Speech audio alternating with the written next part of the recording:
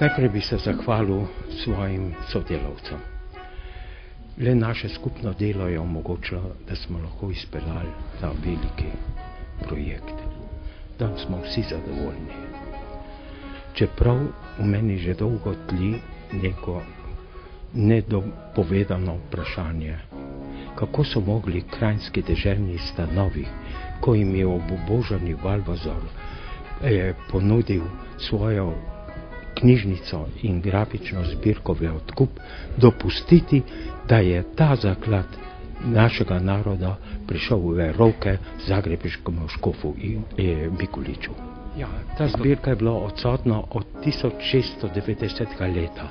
To je bila v biblioteki Metropolitani v Zagrebu, nadškofijska knjižnica, kjer je še danes. Vmes je bilo leta 1916, med prvo svetovno vojno, je to bilo v vseučiliški zagrebški knjižnici. Po vojni, 1951, je to sprejel Jugoslovanski enciklopedijski zavod v Zagrebu. 1961 se je pa zopet vrnila v biblioteko Metropolitano, kjer je še danes zopet.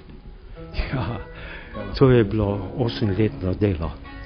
8-letno delo z 18 strokovnjaki, hrvaškimi in slovenskimi, poleg tega pa tudi z ekipo v tiskarni, ker to so bile nepredvidljive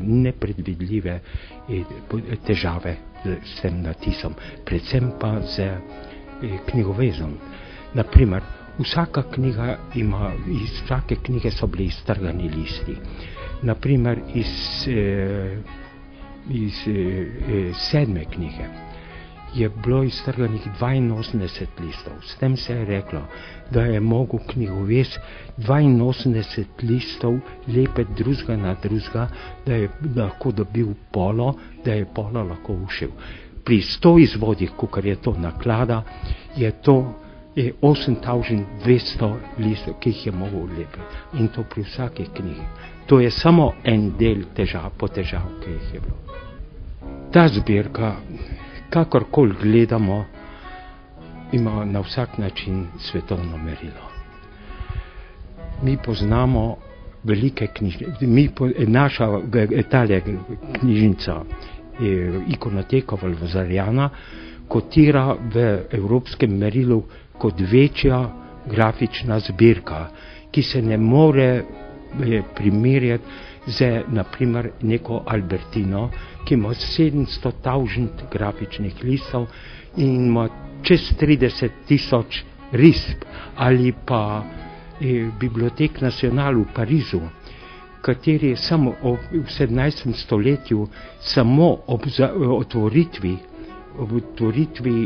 te biblioteke poklonil znani finančni minister Karla XIV, da je ob otvoritvi poklonil 100 000 grafik. To se ne more primerjati naša zbirka s tem, ampak je naša zbirka čist nekaj drugega. Naša zbirka je dosledno faksimilirano od prvega lista do zadnjega lista.